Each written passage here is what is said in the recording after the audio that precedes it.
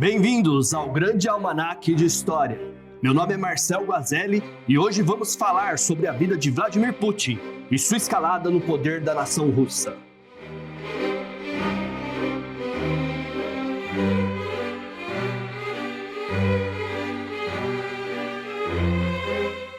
Putin nasce depois da morte de dois irmãos, Albert, que morreu ainda criança, e Viktor, que morreu de difteria durante o cerco de Leningrado durante a invasão nazista na Segunda Guerra Mundial.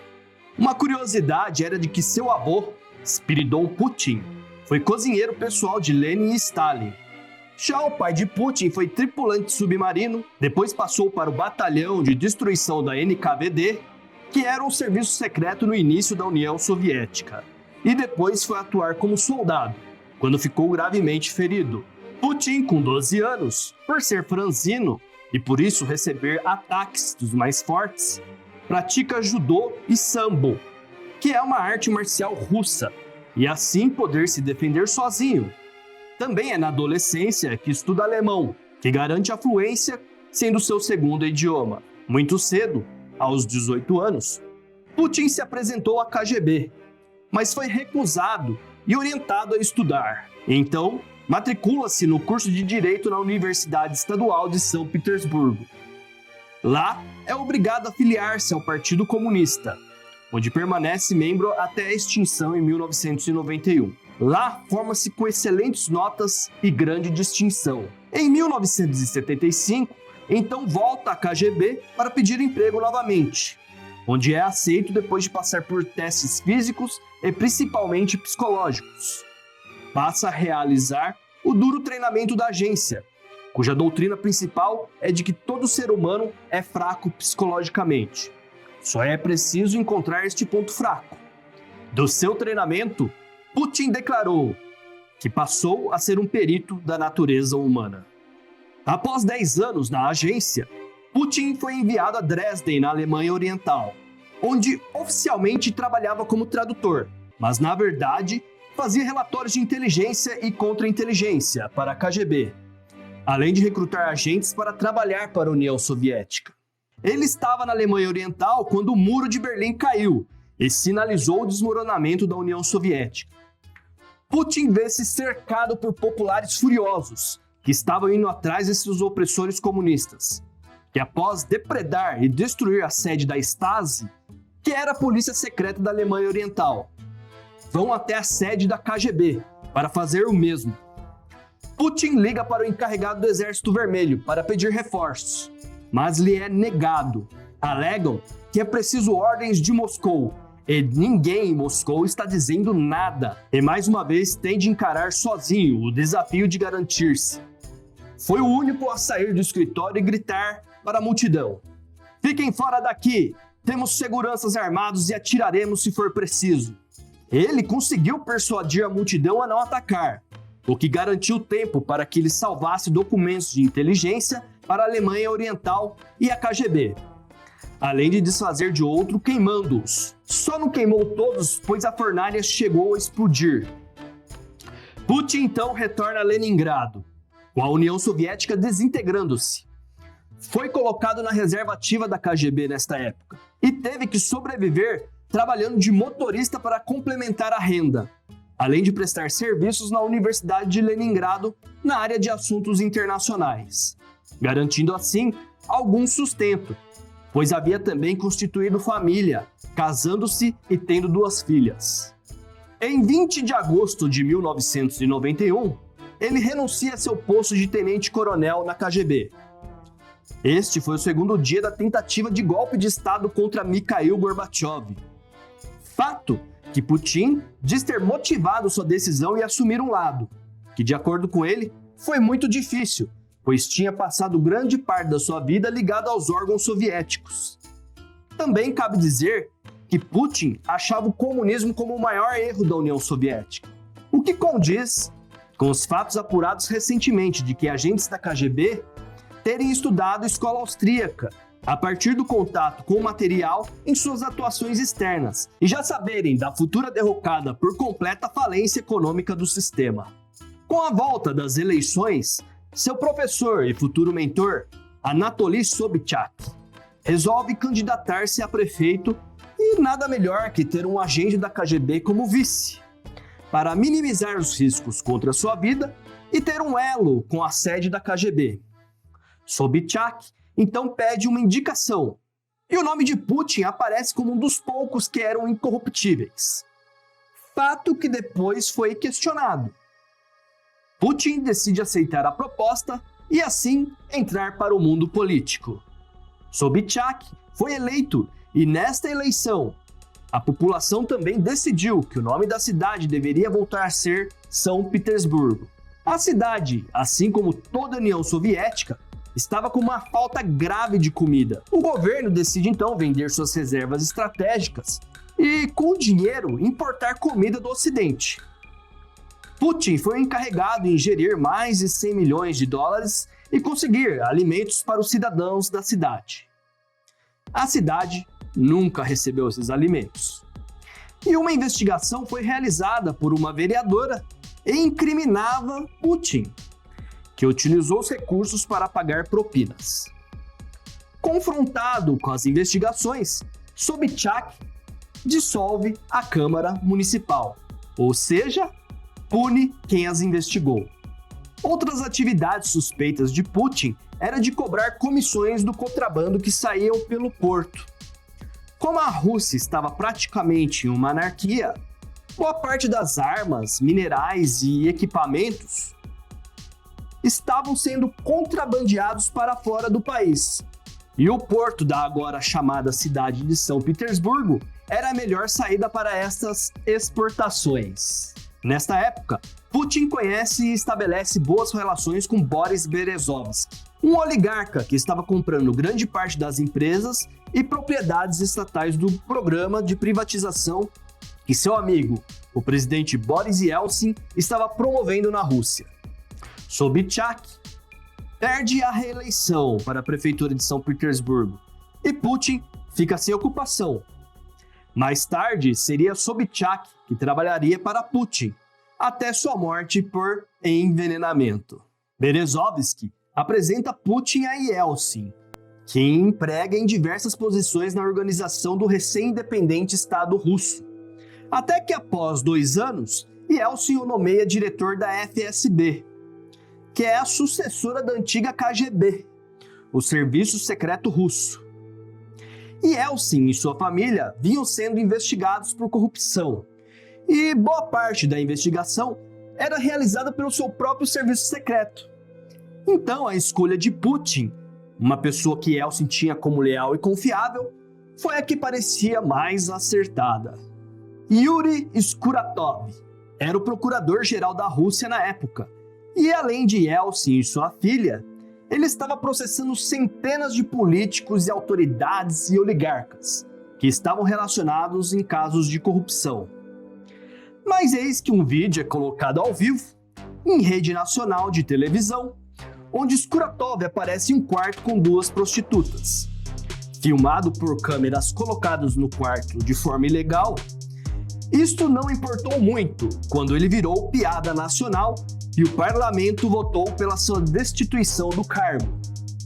Este foi um dos poucos fatos que Putin foi ligado publicamente como responsável do serviço secreto pela ação que os russos chamam de compromat, que é de criar operações comprometedoras para fazer chantagem com personalidades públicas. Yeltsin ficou impressionado com a habilidade e lealdade de Putin, e como era seu último ano na presidência da Rússia, com a saúde debilitada e bebendo muito,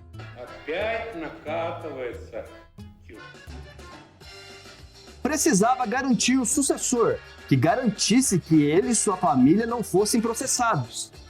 Então, o nome de Putin foi indicado mais uma vez por Boris Berezovsky. Putin, a princípio, hesitou.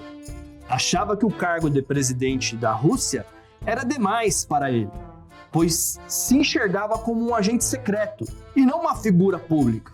Então, foi garantido um treinamento para transformar Putin em um político. E então Yeltsin o nomeia para o cargo de primeiro-ministro para dar exposição de sua figura ao público. Logo na primeira semana como primeiro-ministro, aconteceram vários ataques terroristas com explosivos em prédios residenciais em 3 cidades russas, com centenas de feridos. Eram terroristas chechenos que queriam independência da Rússia e começaram a espalhar o terror em território russo. Foi a chance de Putin, que assumiu o protagonismo, pois Yeltsin estava cada vez mais debilitado, e prometeu aniquilar os separatistas, enviando o exército para a Chechênia. Em 5 meses, a capital foi tomada e foi recuperado o controle sobre o território checheno, onde até vídeos de Putin operando aviões militares eram veiculados na mídia. Esta grande coincidência garantiu a popularidade de Putin, ainda que testemunhas tenham presenciado agentes da FSB transportando cargas explosivas para os prédios que explodiram. Fato que as autoridades alegaram ser um treinamento, mas esta é uma outra história. O fato é que Yeltsin renuncia, e pela Constituição russa, as eleições devem ser antecipadas, o que pega os possíveis adversários de Putin de surpresa e garante sua eleição no ano de 2000 por 53% dos votos. Осуществление полномочий президента Российской Федерации. Seu primeiro decreto se chamou a Lei das Garantias do Antigo Presidente, para que não houvesse processo contra Yeltsin.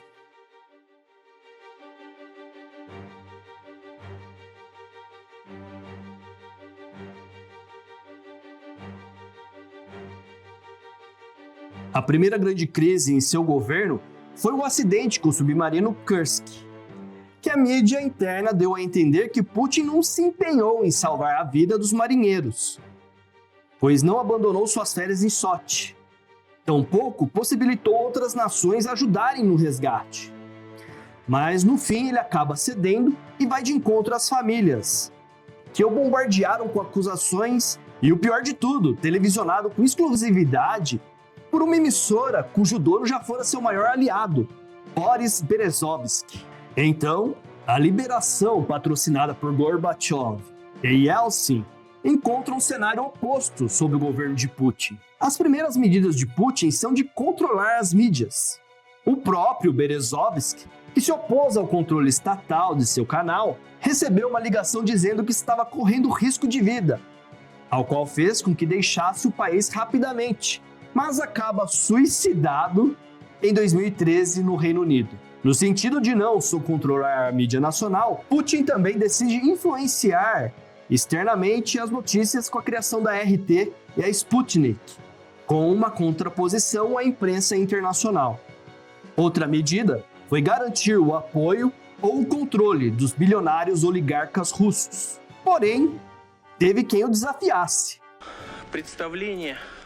Mikhail Khodorkovsky, proprietário da Yukos-Oil, na época, a maior companhia petrolífera da Rússia, levanta a questão das perdas que as empresas russas têm com a corrupção. Como boa parte desta corrupção, segundo fontes independentes, faz parte da própria estrutura de poder de Putin, ele manda iniciar procedimentos judiciais contra Khodorkovsky por uma série de possíveis crimes e transforma seu julgamento em um aviso a todos os outros oligarcas, exibindo Khodorkovsky em uma jaula durante os julgamentos até ser definitivamente preso.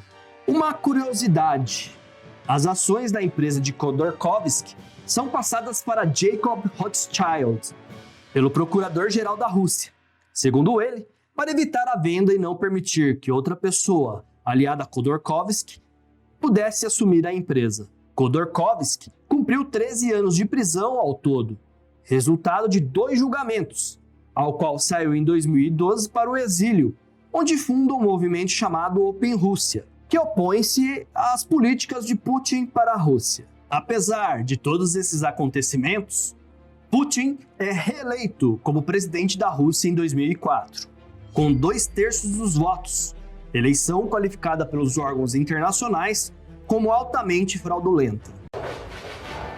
Aproveite este momento para curtir nosso vídeo e se inscrever gratuitamente para receber o aviso de outras histórias como esta, assim que publicadas no canal.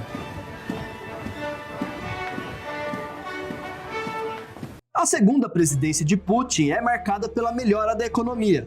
Os salários dobraram, os equipamentos militares foram modernizados, o exército foi fortalecido, as exportações aumentaram, o que levou a uma imposição junto ao cenário internacional. Por outro lado, também foi marcado por protestos, com a perda de sua popularidade, a começar com a forma que foi administrada a crise dos terroristas em Breslan, onde ele se negou a negociar com os terroristas e, ao invés disso, invadiu com forças especiais, o que levou à morte de 330 pessoas, as quais 162 crianças, consequência direta da ação, carbonizadas pelo fogo. A perseguição à imprensa acentua-se, com vários casos de envenenamento, e culminou com o assassinato de Anna Politkovska. Ela era a jornalista que investigou a corrupção no exército russo e o envolvimento da FSB nas supostas ações terroristas. Ela chegou a ser envenenada ao tentar cobrir a ação terrorista em Breslan e, por fim, foi assassinada no aniversário de Putin. Ela foi uma das 34 jornalistas assassinadas desde que Putin assumiu o poder. Um antigo agente da KGB, Alexander Litvinenko, que vivia exilado por denunciar corrupção da agência da KGB, disse que foi Putin que matou Anna. Alexander foi envenenado por polônio, um elemento radioativo produzido somente em um laboratório secreto na Rússia, bebendo chá no Reino Unido, e também morreu. A escalada das tensões com os terroristas chechenos levou Putin a cancelar a posse e depor mais de 80 governadores dos territórios russos, ao qual ele alegou colaborarem com o inimigo, mas que na verdade foi uma forma de aumentar sua concentração de poder na Rússia. Protestos nas ruas também foram observadas, mais notavelmente as organizadas pelo famoso enxadrista Garry Kasparov, que chegou a ser detido várias vezes. Como a Constituição russa proibia um terceiro mandato, proibia. Em 2008, Putin escolhe Dmitry Medvedev como candidato que vence a disputa pela presidência. Esta passagem pela segunda vez ao cargo de primeiro-ministro é marcado pela superação da grande crise econômica mundial e a estabilização demográfica da população russa, que estava negativa desde a década de 90.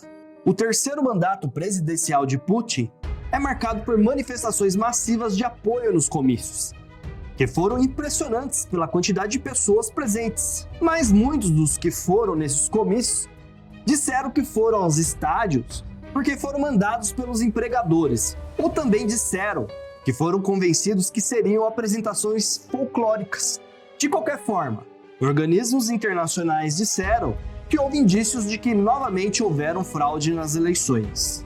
Este mandato de Putin foi marcado pelo primeiro conflito da Ucrânia, onde, por meio da ocupação da Crimeia, foi estabelecido sua independência e sua posterior incorporação à Federação Russa. Também é marcada pela intervenção russa na Síria, que deu suporte a aliados do governo contra jihadistas ISIL, Al-Qaeda e membros da oposição ao governo.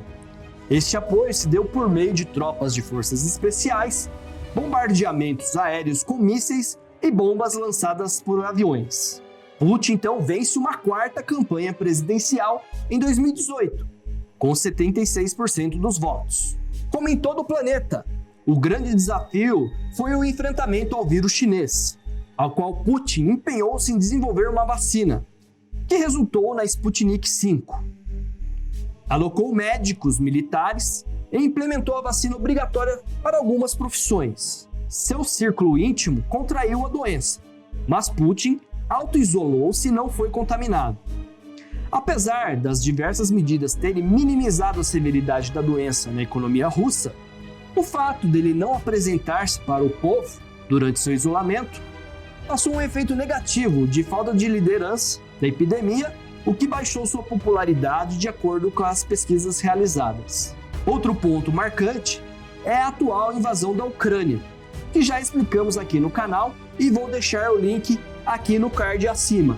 O verniz ideológico do regime de Putin é o neo-eurasianismo, sustentado pelo filósofo Alexander Dugin, que resumidamente é um relativista que afirma que os conceitos de liberalismo, liberdade e democracia do Ocidente são estranhos à cultura russa. Ele acredita que a Rússia está culturalmente mais próxima da Ásia do que da Europa e defende uma ideologia ultranacionalista e neofascista, apoiado na região controlada pelo Estado da Igreja Ortodoxa, e vê como indispensável a anexação da Ucrânia até a Finlândia, para apoiar sua ideia de uma verdade russa. Dizia-se também conservador, mas foi refutado nessa definição, entre outras, em um debate com o finado filósofo brasileiro Olavo de Carvalho. Debate esse que gerou um livro. Nessas quase 2 décadas à frente do governo russo, Putin tornou novamente a Rússia em uma potência econômica e militar. Sem dúvida, um grande legado. Porém, também legou pontos negativos, como a corrupção, do topo à base da sociedade. A perda da liberdade individual e de uma imprensa livre é outra grave herança, motivo de grande satisfação do povo russo. E você, qual sua opinião sobre Vladimir Putin? Deixe sua impressão nos comentários. Deixe também algum detalhe que vocês queiram saber mais, que pode virar um vídeo no canal. Eu vou ficando por aqui. Meu nome é Marcel Guazelli e até o próximo vídeo, no Grande Almanaque de História.